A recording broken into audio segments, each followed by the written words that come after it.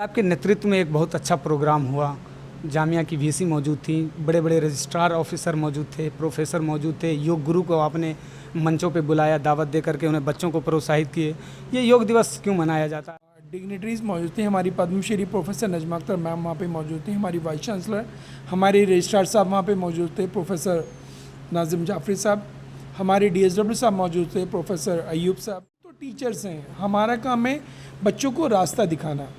But आज का जो पर्व था वो बच्चों का पर्व था, क्योंकि हम लोग 2-3 सालों से एक ऐसे कश्मकश में जी रहे हैं सभी लोग जिन्होंने कोविड को बहुत करीब से देखा है। मेरे एथिक्स ये कहते हैं कि मैं चैनल पे अगर कुछ बोल रहा हूँ तो मेरी ज़बान से अगर कोई धोखे से वर्ड गलत निकल जाए तो मुझे ऑन द स्पॉट अपनी नैतिकता को मानते हुए फ़ौरन उसको सॉरी बोलना चाहिए। डॉक्टर साहब, ये डिजिटल इंडिया का बड़ा क्रिटिकल कोइंसिडेंस है। आपने सोशल मीडिया से नाता हटने के लिए आपने जिक्र किया कि स्मार्टफोन से कैसे दूर रहें। ये कैसा कोइंसिडेंस है कि जो मेरा चैनल रन करता है वो सोशल मीडिया पे रन करता है, आप जिससे आपके इंटरव्यू कैप्चर किए जा रहे हैं वो स्मार्टफोन से कैप्चर किए जा रहे हैं। मेरा यूथ के लिए यही कहना होगा कि वो सोशल मीडिया पे रहे, क्योंकि सोशल मीडिया से वो नॉलेज गेन कर सकता है। बट सोशल मीडिया पे भी अगर वो पूरा दिन पूरे पबजी गेम पे लगा हुआ है, होल नाइट पबजी खेल रहा है, उससे क्या हो रहा है कि वो जब पूरे दिन सोशल मीडिया पे रहेगा, आपने अगर if you have experience in your family, और जो बच्चे पूरे दिन उनकी कम्युनिकेशन लेवल कैसा है। आपने कहा कि योग दिवस जो है वो सदियों से चला आ रहा है और ये आपने बड़ा दुरुस्त फरमाया। फिर भी दुर्भाग्य से हमारे देश में अभी 8वां सालगिरह ही योग दिवस का मनाया जा रहा है, एक नंबर। दूसरी चीज़, आपका जामिया का कैसा करियर रहा अभी तक के कार्यकाल में? अगर उसे मस्जिद जाके शांति मिली तो मस्जिद जाए, मंदिर जाने में शांति मिली तो मंदिर जाए, किसी दरगाह पे जाने में शांति मिली दरगाह जाए, चर्च जाने में शांति मिलती तो चर्च जाए। नमस्कार, आप देख रहे हैं न्यूज़ नोड और मैं हूं आपके साथ मोहम्मद तौकीर आलम। 21 जून यानी अंतर्राष्ट्रीय योगा दिवस, भारत की 8वीं वर्षगांठ जो अंतर्राष्ट्रीय मंचों पर अपने पांव पसार रहे हैं। माननीय नरेंद्र मोदी के नेतृत्व में ये योग पूरे भारत में एक चर्चा का विषय बना हुआ है। आज सुबह जामिया मिल्लिया इस्लामिया में एक अलग मंच लगाया गया और विशाल तरीके से योग करके समाज को प्रोत्साहित किया गया, समाज को जागरूक किया गया। आज आइए, हमारे साथ एक जामिया के असिस्टेंट प्रोफेसर जुड़े हुए हैं। आ जाइए, इनसे हम बात करते हैं, जानते हैं योग दिवस क्यों मनाया जाता है, योग दिवस को लेकर के ये कैसे समाज को जागरूक करते हैं। आज हमारे साथ डॉक्टर आबिद हुसैन सर जुड़े हुए हैं, assistant professor psychology department, assistant DSW, professor officer of NSS, nodal officer SBM यानी स्वच्छ भारत मिशन 2021-22 जामिया मिल्लिया इस्लामिया। सबसे पहले तो आबिद सर, आपका बहुत बहुत स्वागत हमारे चैनल में, बावजूद इसके कि योग दिवस की हार्दिक शुभकामनाएं। थैंक यू, आपको भी योग दिवस की शुभकामनाएं। मैं असिस्टेंट प्रोफेसर हूँ department of psychology, assistant dean student welfare हूँ Jamia Millia Islamia, programme officer NSS Jamia and nodal officer Swachh Bharat mission Jamia Millia Islamia. आज आपके नेतृत्व में एक बहुत अच्छा प्रोग्राम हुआ। जामिया की वीसी मौजूद थी, बड़े बड़े रजिस्ट्रार ऑफिसर मौजूद थे, प्रोफेसर मौजूद थे। योग गुरु को आपने मंचों पे बुलाया, दावत दे करके उन्हें बच्चों को प्रोत्साहित किए।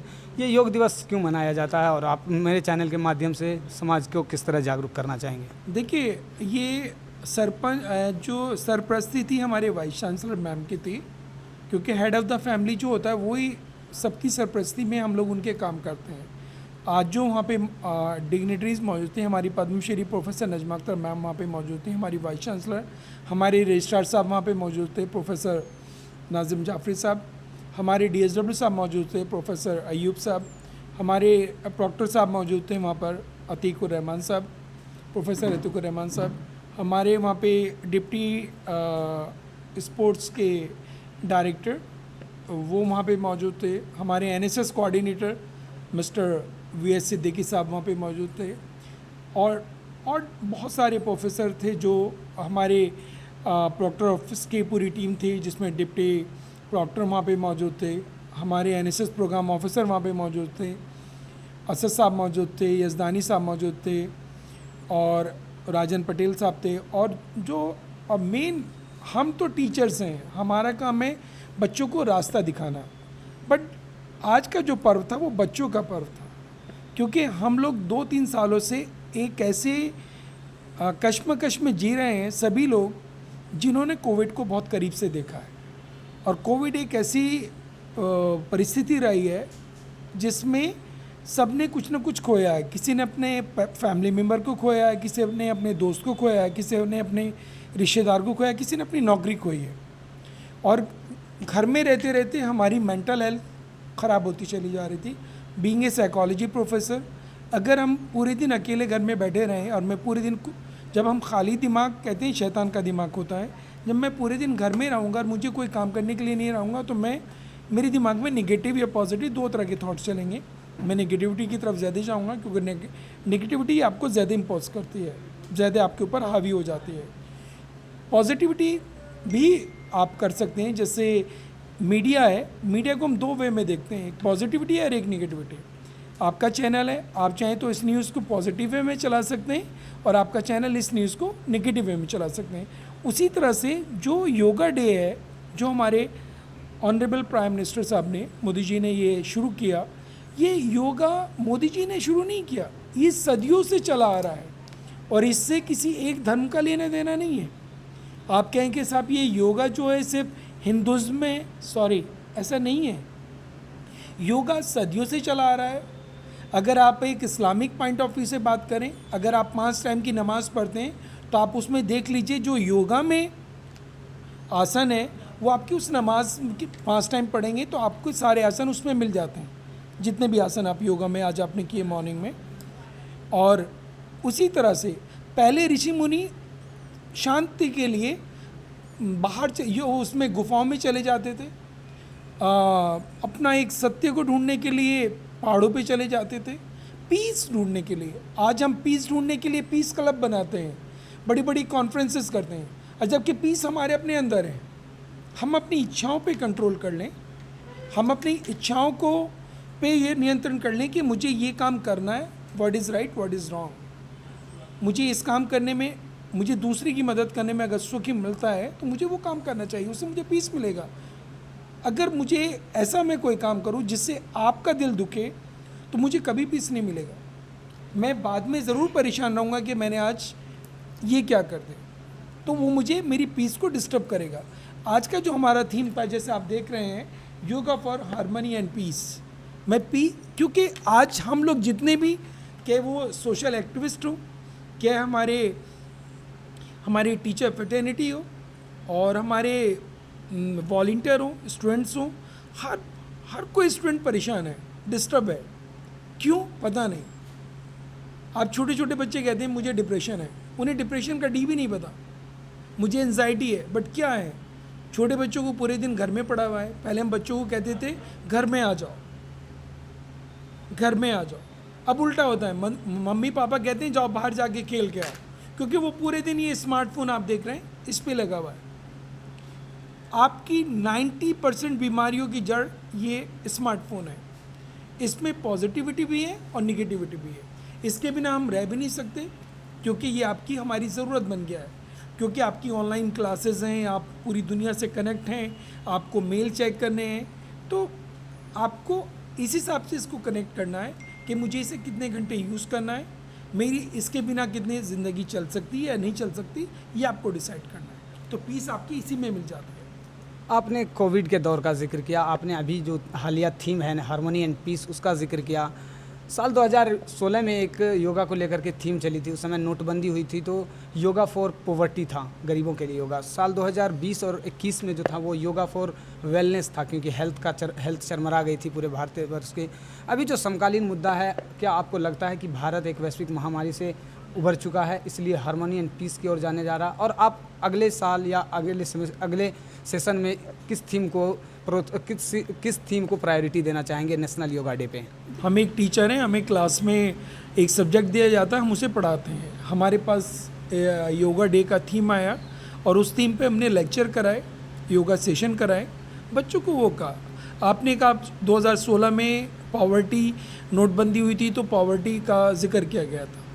आपने कहा कि last year health and wellbeing का जिक्र किया गया था। इस बार हम लोगों ने yoga and harmony and peace का जिक्र किया। और आपने कहा कोविड ख़त्म हो गया। सॉरी, अभी कोविड ख़त्म नहीं हुआ है।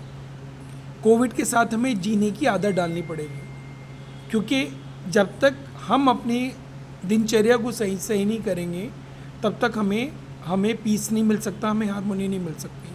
हमें कोई भी मैसेज आता है, फॉर द एग्जांपल आपका चैनल है, आप इस चैनल के माध्यम से कोई चीज़ दिखा रहे हैं, ये जो मैं आपसे बात कर रहा हूँ ये मेरे पर्सनल व्यू हैं। हो सकता है कोई बात आपसे बात करते मुझसे कोई गलत निकल जाए तो मैं उसके पहले आपसे माफ़ी मांग लेता हूँ कि अगर मेरी कोई बात किसी को हर्ट कर जाए तो मैं उसके लिए सॉरी बोलता हूँ। मैं आपसे पहले बात कर रहा हूँ। आपका चैनल अगर आपको लगता है कि मेरी किसी बात से, जो मैं आपको इंटरव्यू दे रहा हूँ, और मेरी उस किसी बात से किसी को हर्ट होता है तो आपकी ड्यूटी बनती है कि वो चीज़ उस चैनल पे ना दिखाई जाए, क्योंकि जिससे 10 लोगों से, मेरी एक छोटे के स्टेटमेंट से और लोगों को प्रभावित हो जाए। तो as a ethics of journalism आपको उस बाइट को वहीं कट कर देना है और उस मैसेज को वहीं रोक देना है। ये आपके एथिक्स में आता है। मेरे एथिक्स ये कहते हैं कि मैं चैनल पे अगर कुछ बोल रहा हूँ तो मेरी ज़बान से अगर कोई धोखे से वर्ड गलत निकल जाए तो मुझे ऑन द स्पॉट अपनी नैतिकता को मानते हुए फ़ौरन उसको सॉरी बोलना चाहिए और कोई ऐसी बात नहीं करनी चाहिए जिससे किसी दूसरे की फीलिंग को हर्ट हो। ये मेरा मानना है।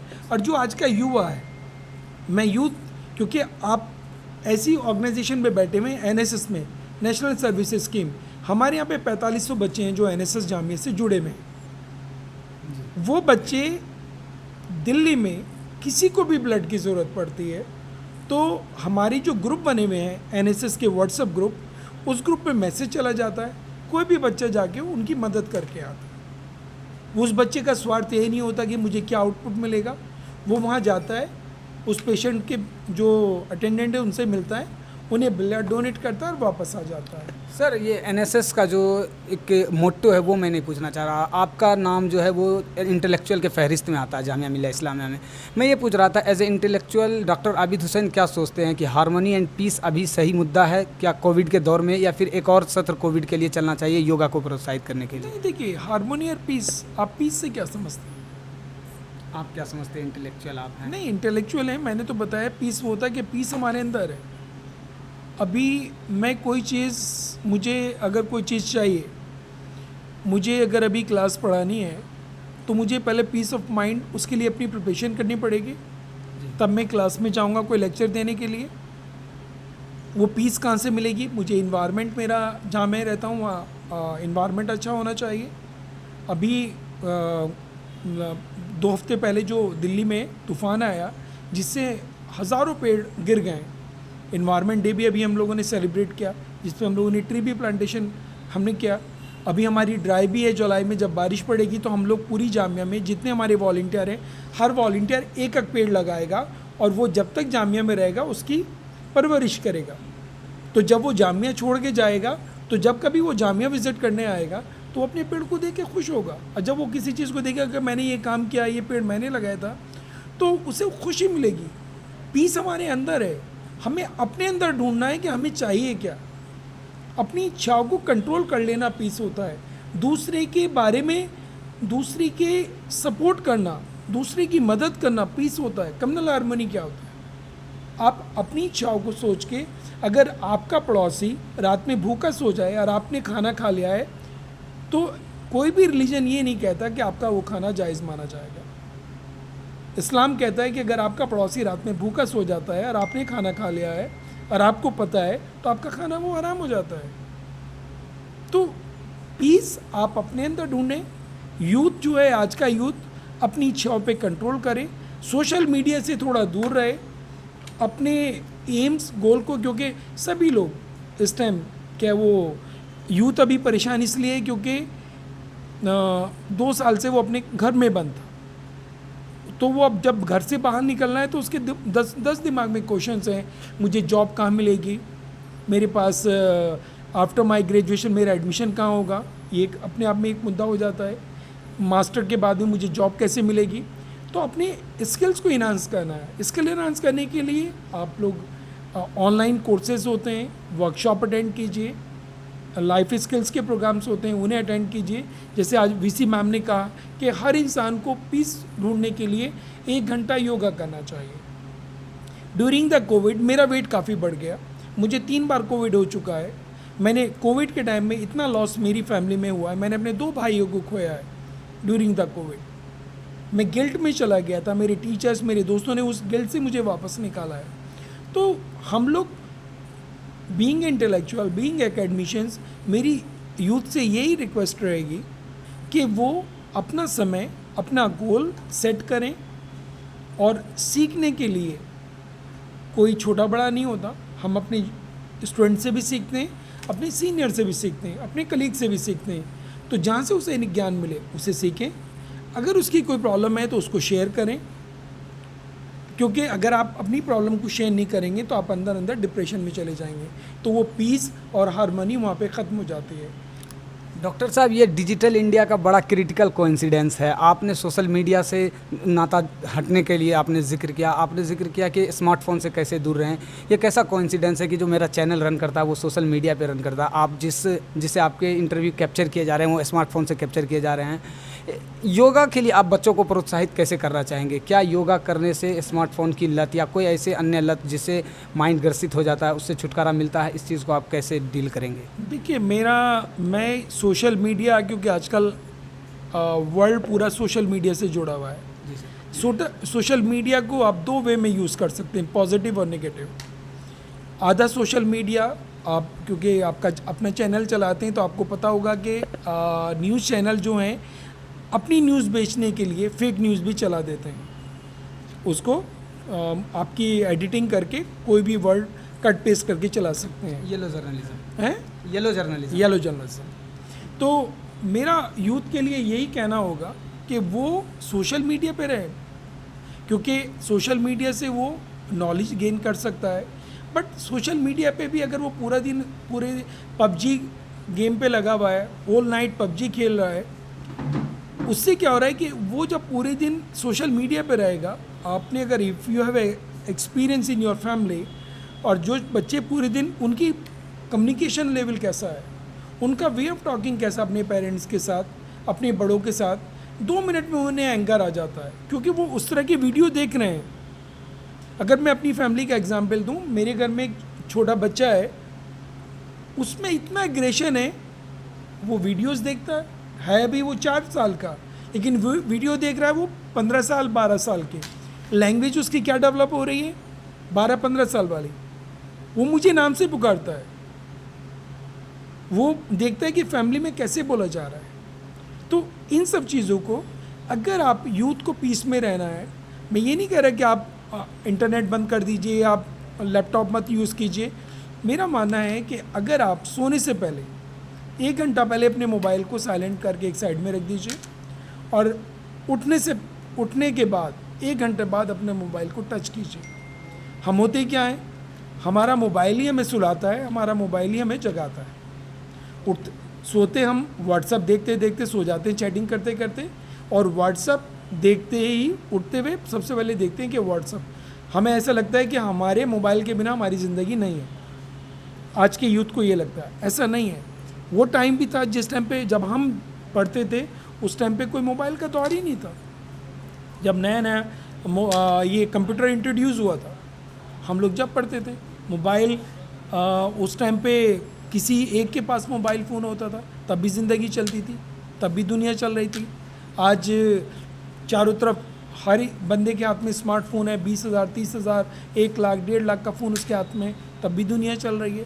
बट ऑनलाइन टीचिंग जो हुई है, उसमें बच्चों को इसका एडिक्शन हो गया है। बीइंग ए साइकोलॉजिस्ट, मैं बता रहा हूँ, जो आप मुझसे पूछ रहे हैं, हम इस पे रिसर्च भी करवा रहे हैं कि इम्पैक्ट ऑफ नेट एडिक्शंस। हमारे बच्चे जो डिसर्टेशन करते हैं, उन्होंने इस पे रिसर्च की है कि नेट एडिक्शंस का इम्पैक्ट क्या पड़ेगा। एक बच्चा जो है, जो मोबाइल फ़ोन यूज़ कर रहा है, आने वाले 5 साल बाद उसका बिहेवियर कैसा हो जाएगा। तो इन पे हमारी रिसर्चेस चल रही हैं। तो हमारी जो फाइंडिंग्स आई हैं, उसमें यही निकल के आ रहा है, अगर एक बच्चा अपने 24 घंटे में से 10-12 घंटे अगर वो मोबाइल पर रहेगा, उसकी मेंटल हेल्थ बिल्कुल ख़राब हो जाएगी। आई साइट पे उसके इफेक्ट तो पड़ना ही है, उसकी फ़िज़िकल हेल्थ पे फ़र्क पड़ेगा, और उसकी मेंटल इलनेस ज़्यादा हो जाएगी। मेंटल इलनेस का मतलब होता है कि आपकी ओवरऑल हेल्थ पे इफ़ेक्ट पड़ेगा। तो अगर योगा वो अपनी लाइफ में लाता है, क्योंकि आज का मौजू है हमारा योगा डे, अगर वो योगा 1 घंटा करता है, योगा करने के लिए आप अपने कमरे में कर सकते हैं, आप अपनी छत पे कर सकते हैं, आपको कोई ग्राउंड की ज़रूरत नहीं है। आप एक मैट लेके, दरी लेके, नीचे साफ़ करके उस पर बैठ के योगा कर सकते हैं। और योगा किसी रिलीजन, धर्म, जाति उससे नहीं जुड़ा हुआ। योगा आपको पीस देता है, इनर व्हील को पीस देता है। जो लोग 5 टाइम की नमाज़ पढ़ते हैं, एक तरह से वो भी योगा करते हैं। उसमें जितने भी पोस्चर हैं वो सारे योगा से रिलेटेड है। तो वो सारे काम आप इसको किसी रिलीजन, धर्म, जाति से मत जोड़िए। योगा डे एक इंटरनेशनल योगा डे है। हमारी संस्कृति, हमारी इंडिया की पहचान जो है वो यूनिटी डाइवर्सिटी में है, उसको हमें ध्यान में रख के काम करना है। एज ए साइकोलॉजिस्ट मैं चाह रहा था कि आपके जीवन को खंगालूं, लेकिन आपने अच्छा से एक्सप्लेन कर दिया। अंतिम सवाल पे आते हैं, क्योंकि इंटरव्यू के उस मानस पे आ गए हैं जहां आप अंत करने का समय है। आपने कहा कि योग दिवस जो है वो सदियों से चला आ रहा है, और ये आपने बड़ा दुरुस्त फरमाया। फिर भी दुर्भाग्य से हमारे देश में अभी 8वां सालगिरह ही योग दिवस का मनाया जा रहा है, 1 नंबर। दूसरी चीज़, आपका जामिया का कैसा करियर रहा अभी तक के कार्यकाल में? और अंत सवाल ये है कि जो लोग योगा से दूर हैं उसे आप किस तरह से प्रोत्साहित करना चाहेंगे? आज के इंटरव्यू का आखिरी सवाल। देखिए, योगा सदियों से चल रहा है और ये इंटरनेशनल लेवल पे ही हमारा 8वां साल है। इंडिया में योगा सदियों से चल रहा है। अगर आप आज भी देखेंगे, अगर आप हरिद्वार जाएंगे, काशी जाएंगे और आप हिल स्टेशन पे जाएंगे, जो बाहर के टूरिस्ट हैं वो उन्होंने आके जो योगा के सेंटर से उन्हें ज्वाइन कर रखा है। पीस, वो क्या ढूंढते हैं? पीस। हम पीस ढूंढने के लिए बाहर जाते हैं, बाहर मुल्कों में जाते हैं। अगर आप इंडिया ही घूम लेंगे तो आपको इंडिया में पीस मिल जाएगा। आप केरला चले जाइए, नॉर्थ ईस्ट चले जाइए, आप लद्दाख चले जाइए, कश्मीर चले जाइए, आपको पीस मिल जाएगा। दूसरी चीज़, जो युवा है उसको अपनी लाइफ को, क्योंकि आप अपने लिए जीते हैं, अपने लिए तो एक जानवर भी जीता है, आप दूसरों के लिए जीना सीखो।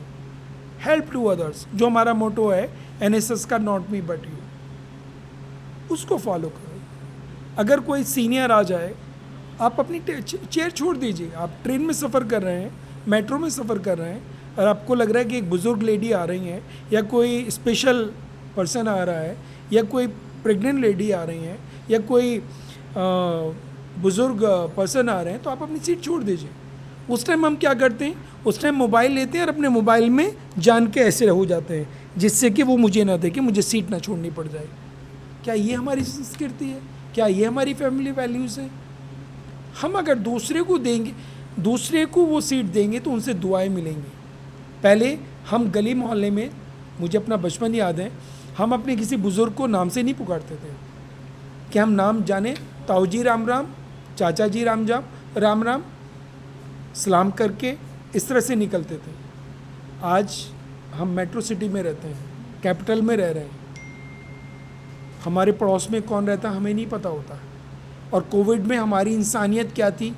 कोविड में हमारे लोगों की इंसानियत सामने आ गई। कोविड के अंदर लोगों का असली चेहरा सामने आ गया कि इंसान है क्या, इंसान की क्या औकात है। इंसान जिसका न तो पैसे वाला बचा, न किसी की पावर ने बचाया, न पैसे ने बचाया, ना डॉक्टर बच पाए, ना अमीर बच पाए, ना गरीब बच पाए। अल्लाह ने अपना एक छोटा सा, ऊपर वाले ने, उसे अल्लाह कह दो, परमेश्वर कह दो, खुदा कह दो, वो सुप्रीम पावर एक है, जो पूरे यूनिवर्स, पूरे ब्रह्मांड, बस वो एक है। वो डिफरेंट होता तो कोविड किसी एक कम्युनिटी को होता। अगर लोग ये समझ जाएं, हिंदू मुस्लिम, अगर आपस में, हिंदू मुस्लिम सिख ईसाई आपस में भाई भाई जो वर्ड है, अगर आप ये समझ जाएं, अगर अल्लाह, खुदा, भगवान अगर ये अलग अलग होते तो कोविड किसी एक कम्युनिटी को होना चाहिए था। क्या तो मुसलमान मरते, या हिंदू मरते, या क्रिश्चियन मरते, या जू मरते, या जितनी भी और कम्युनिटीज़ हैं जिनके मैंने नाम ले लिए, उनमें से किसी एक को होना चाहिए था। तो ये सोचने की बात है, ये समझने की बात है कि ऊपर वाले ने अपनी छोटी सी एक हल्की सी पावर की झलक दिखाई, हमें सुधरने का मौका दिया कि टाइम है, सुधर जाइए। तो यूथ को मेरे यही है कि वो सही ट्रैक पे अपना रहे, अपनी एजुकेशन ले, अपनी जॉब अपॉर्चुनिटीज़ में जाए, आपने दूसरा जिक्र किया मेरा कैरियर, मेरा जामिया का कैरियर जो जामिया में मैंने यहीं से एजुकेशन ली, मैंने यहीं से ग्रेजुएशन किया, यहीं से मास्टर किया, यहीं से काउंसलिंग का डिप्लोमा किया, यहीं से चाइल्ड राइट्स किया, यहीं से मैंने पीएचडी करी और यहीं मैं समा गया हूँ। जामिया मेरे नस नस में है और अब जब तक जामिया मेरी सर्विसेज ले रही है, अब जब तक अल्लाह ने मुझे ज़िंदगी दी है मैं जामिया की सर्विस करता रहूँगा। आगे अल्लाह के हाथ में है, कब वो अपने पास बुला ले, बस यही मुझे आपसे कहना है। इसमें कहना चाहूँगा, मैंने कहा योगा किसी रिलीजन जाति धर्म से नहीं है। जिसको जहाँ जाने में शांति मिलती है, अगर उसे मस्जिद जाके शांति मिली तो मस्जिद जाए, मंदिर जाने में शांति मिली तो मंदिर जाए, किसी दरगाह पे जाने में शांति मिली दरगाह जाए, चर्च जाने में शांति मिलती तो चर्च जाए। यानी शांति के लिए कोई भी प्रैक्टिस किया जा सकता है। गुरुद्वारे जाने में, अगर आप कभी लोटस टेम्पल गए हो और आपको ज़रा सी टेंशन हो, आप लोटस टेम्पल चले जाइए, बराबर में ही है, आप वहाँ जाके बैठ जाइए, पीसफुल, आपको पिन ड्रॉप साइलेंस मिलेगा, आपको खुद शांति वहाँ मिल जाएगी। तो शांति के लिए या फिर आप अपने आप को कहीं आइसोलेट कर लीजिए, वहाँ आपको शांति मिल जाएगी। शांति आपके अंदर है, वो खुद ढूंढनी है। और रिलीजन्स को पढ़िए, अपने रिलीजन को नहीं, दूसरे रिलीजन को भी पढ़िए। आपने अपना रिलीजन तो पढ़ लिया, दूसरे को भी पढ़िए। सारे रिलीजन एक ही बात कहते हैं, इंसानियत। इंसानियत मैंने, अगर आपके अंदर इंसानियत है तो आप एक अच्छे ह्यूमन बीइंग हैं। अगर आप अच्छे ह्यूमन बीइंग हैं तो आपके अंदर हार्मनी वाली फीलिंग्स रहेगी, और हार्मनी फीलिंग रहेगी तो आपके अंदर पीस खुद आ जाएगा। ये मेरा युवा के लिए संदेश है। Thank you. बहुत बहुत शुक्रिया हमसे बातचीत करने के लिए doctor Abid Hussain sir, psychology के स्पेशलिस्ट, जिन्होंने हर परिस्थितियों को सोचा, समझा, परखा। कोविड जैसे वैश्विक महामारी में इन पे क्या आप बीती इन्होंने सुनाया, इन्होंने बताया, ऐसे प्रेरणा स्रोत बन करके इन्होंने मैसेज दिया जो युवा योगा से दूर हैं, जो युवा ऐसे स्थिति में भी खुद को शांति नहीं दे पाते, वो कोई भी प्रैक्टिस करें, बस देश में शांति सौहार्द बनाए रखें। और इस योगा दिवस पे उन्होंने एक ख़ास मैसेज जो दी है वो ये है कि किसी भी धर्म की इज्जत करना, सबसे पहले अपने धर्म को प्रायोरिटी देना है। बहुत बहुत शुक्रिया हमसे बातचीत करने के लिए। आप देख रहे थे न्यूज़ नोट, मैं हूँ आपके साथ मोहम्मद तौकीर आलम।